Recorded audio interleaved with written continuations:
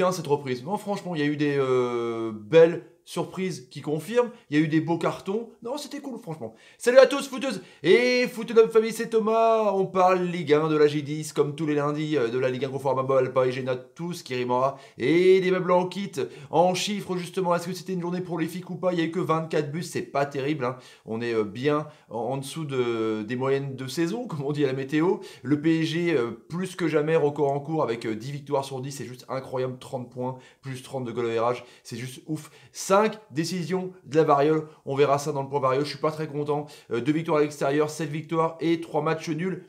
C'est pas mal. Franchement, c'était bien de recevoir pour cette G10. La revue du web avec êtes-vous incollable sur le week-end européen avec donc cette crise ambiante au Real Madrid, hein, évidemment, ce match nul aussi de Manchester United à la dernière minute. L'équipe titre là-dessus pour savoir si vous avez bien suivi le week-end européen.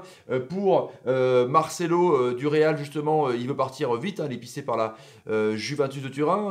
Ronaldo aimerait bien le faire venir du côté de la vieille dame.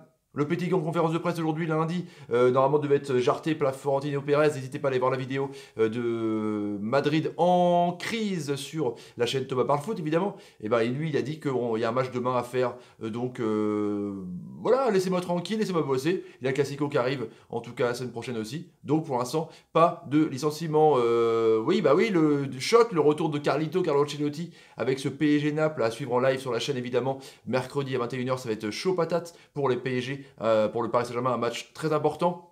Et Cavani, c'est quoi le problème en gros? Parce que c'est clair qu'il ne marque plus l'Uruguayen. Alors peut-être qu'il va attendre son ancien club de Naples pour marquer. On ne sait pas du tout. En tout cas, locomotive de la Ligue 1. Les petits amis Paris Saint-Germain, bah ouais, avec Neymar et son pote au Portugal, hein, en championnat du monde de surf, était en vacances, tranquille. Hein, il a été mis au repos. Il était aussi à Barcelone avec son pote. Donc il a besoin d'amour, Neymar. On va voir comment ça va se passer en tout cas. Le Paris Saint-Germain qui étrie Amiens, qui mène Manita à tout le monde, qui imbattable à domicile. Franchement, c'est assez incroyable avec le but de Marquinhos, le capitaine sur un coup franc, sur un corner de Di Maria. Bappé qui a pas fait un match de ouf, qui a touché une trentaine de ballons, mais qui a marqué quand même un but sur 9ème. On fait pas mieux en Europe. Cavani, du coup, c'est quoi le problème? Parce que, comme je vous l'ai dit précédemment, pour Sport 24 dans la presse, s'il ne marque pas, il y a un petit problème avec Edinson Cavani et Carlito qui va revenir. Il fait la moue, comment ça va se passer? On va voir. Les Marseillais, mine de rien, qui engrangent la troisième, hein, qui sont quatrième avec 19 points, avec leur victoire contre Nice hier. Vraiment un chouïa étriqué, mais bon, 1 but à 0, un but de Sanson qui, pour son retour, a fait un match énorme, à l'occurrence avec la défense énorme de Strootman, sans Gustavo, sans Thauvin, sans les amis du milieu de terrain et de l'attaque. C'était quand même pas mal, franchement. Marseille a fini avec un but derrière, avec 2 joueurs offensifs devant, à l'image de Rami qui était vraiment très bon, Balotelli qui était nul, ils ont joué à 10 tout du long, Nice, c'était une catastrophe. Pas de Vieira, 5 défaites sur 5. 5 défaites sur 10 matchs, c'est quand même pas terrible. Et le Classico qui approche, Ravanelli, hein? Oh là là là là, ça va être chaud avec l'image de Gravelaine aussi à Marseille. Ça va être chaud dimanche à suivre sur la chaîne. Lyon, tranquillement, hein, 2 buts à 0, qui reprend sa marche en avant aussi, avec donc Depay qui reprend un petit peu le poste de Fekir qui est blessé. Awar aussi est très très bon sur son aile gauche, il revient dans le milieu de terrain, c'est assez intéressant, avec l'ami Dembélé qui marque son 3ème but, mine de rien en 3 matchs, c'est quand même franchement un intéressant. Vous voyez le contact entre Depay et Dembélé, c'est pas mal, ça commence à marcher en tout cas. Et Depay qui a marqué un 2ème but pour couronner cette belle prestation franchement du Batave. Le Hollandais Thierry Henry, première ratée hein, hier à la Méno, à l'image de Guinea qui a marqué, qui a donné un superbe ballon pour le but de Thomasson et cette boulette de Sedoussi. Falcao qui s'est pété aussi, il était en sélection. Est-ce qu'il a joué trop tôt? On ne sait pas. Donc cette boulette de Sedoussi qui était vraiment savonnette Karius de ouf. Hein. Et Grand Cyr qui rentre 30 secondes et bim, il prend un carton rouge. Ça, c'était quand même pas, voilà, pas terrible hein, de l'arbitre parce qu'il vise pas le visage, hein. Il vise le bras de Gonzalez. C'était un peu sévère. Les promus, on fait quoi? Bah ouais, Nîmes.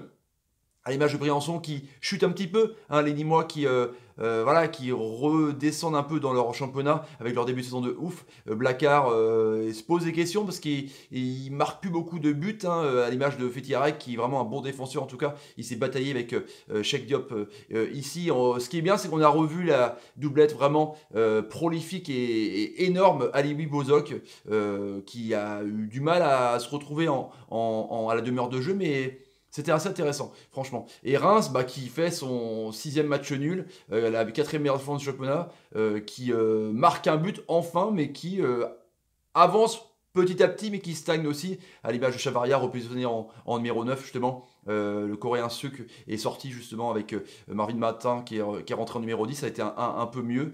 Et je trouve que voilà, c'est pas terrible, mais mine de rien, ils perdent pas et bah, ils restent un peu en vie quoi, pour les Rémois. Et puis Edouard Mendy qui fait. Il est exceptionnel, il a fait des arrêts de ouf encore, il a sauvé vraiment le point du match nul pour le stade de Reims. Pendant ce temps-là, qu'est-ce qui s'est passé? Ben Arfa a régalé, on voit qu'il est en forme le ATM, le HBA, à l'image donc de là où il a provoqué le penalty, mais il a manqué complètement, il a tiré complètement à côté, il était carbo. On a vu une belle image avec Kazri qui lui machinait un peu la jambe pour lui aider pour ses crampes, mais est-ce qu'il n'aurait pas dû laisser le penalty tiré à Bourigeaud par exemple? On saura jamais. Laborde aussi qui a marqué contre son ancien club formateur Bordeaux, et Montpellier qui est plus que jamais troisième, hein. C'est quand même les surprises du championnat avec Lille, la mauvaise sortie de aussi, on va en reparler quand même, et ce penalty avec une main de Pablo de l'or, voilà, la doublette attaque qui marche bien, ça coulisse bien. Dardakarian arrive avec son système à 3, est vraiment très très bon, et c'est latéraux Onanga et Aguilar, donc c'est vraiment intéressant, c'est difficile à jouer. Lille qui n'arrête plus de gagner avec Pépé qui marque son 7e but, qui est quand même assez énorme, un beau but aussi d'Araujo. Et ouais, il a joué une demi-heure. Gourcuff, il a l'origine hein, sur le corner d'une main de Fonte, le Portugais. Du coup, bah, il y a penalty juste derrière, réduction du score, mais il s'est pété, mais sur la cuisse. Commence à être compliqué pour Yo Gourcuff.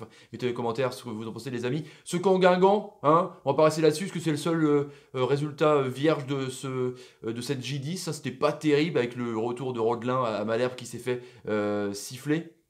Voilà. Le petit train à la fin, c'était l'animation du match pour un dernier corner. Bon, c'est pas non plus terrible. Et oui, Bochilla, j'avais dit hein, depuis longtemps le Brésilien, il fallait l'installer titulaire pour réguler le jeu d'une équipe prêtée sans option d'achat par Monaco. Et ben voilà, ça marchait avec Coach Vaïd, il a marqué un but et Emiliano Sala, mine de rien, qui a marqué un triplé. Il a déjà 7 buts, le mec, quand même, franchement. Il est énorme, hein. Putain, je sais pas quoi dire. Mais il est vraiment très très très fort. Le point variole les amis, avec donc qu'est-ce que sur le Saint-Etienne Rennes, ce que j'ai pas trop aimé, bah, c'est ce penalty un peu. Ah, je vais dire, c'était pas volontaire de Grenier. En plus, Kazri il allait pour sortir de la surface de réparation, il y a contact. Mais bon, c'est pas non plus infamant. En tout cas, penalty. Et puis après, il y a eu cette main collée au corps hein, de Da Silva. Ça aurait pu se siffler aussi. Les 2 points un peu litigieux de la variole. Je montre le Parcoel parce que j'ai pas d'image, qu'on n'a pas eu d'image. Franchement, sur cette main.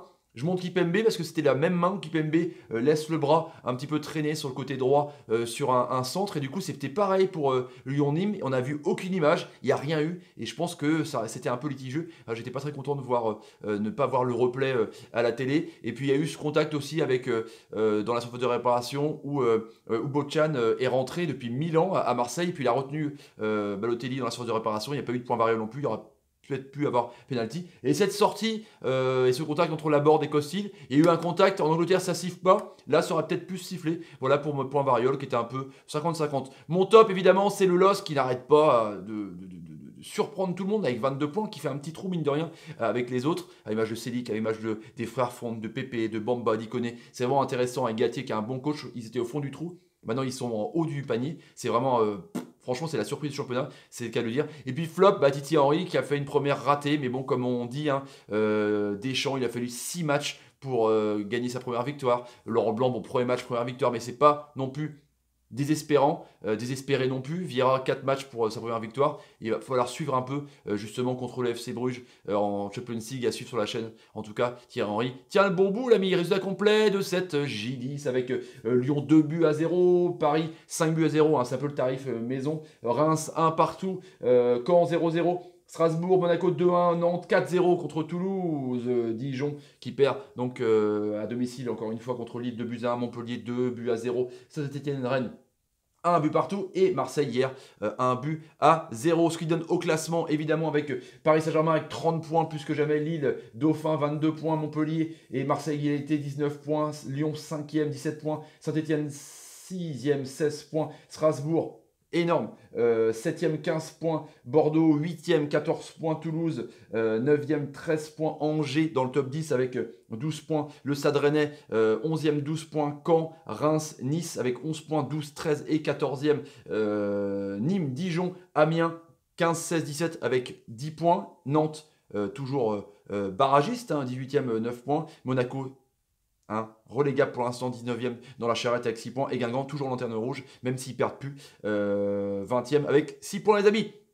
Pour les prochains matchs, c'est on parle prono de la J11 avec le résultat du top 5 de la J10. Et il y a un gros résultat, je fais du teasing, c'est comme ça, et ouais carrément. Ce soir un peu de première ligue les amis, vous avez aimé du coup ce Manchester United-Chelsea, ce Chelsea-Manchester United samedi à 13h30, et bien ce soir c'est Arsenal-Leicester, carrément ça va être super cool, les Gunners contre Claude Puel à 20h45, début du coup d'envoi les amis, abonnez-vous si vous avez envie sur la chaîne 4P sur Maganache, partagez la vidéo sur Twitter et sur Facebook et sur Snapchat, tous les réseaux sociaux que vous voulez, c'est l'heure de la guerre pour me soutenir, je vous en remercie, mettez des commentaires ce que vous pensez un peu de votre équipe, le processus de votre équipe respective, les petits amis. Mettez des pouces quand, je sais pas, quand un membre de votre équipe fait une bonne passe. Merci l'ami, t'es un génie. Mais ouais, t'as fait une bonne passe comme Kenny Lala. Merci Kenny, t'es un génie. Et activez la petite clochette de notification pour ne rater aucune vidéo sur la chaîne. Je vous laisse les amis, je vous dis à ce soir, 20h30, 45 pour Arsenal-Leicester. Je vous laisse. Salut, salut, salut, salut et salut.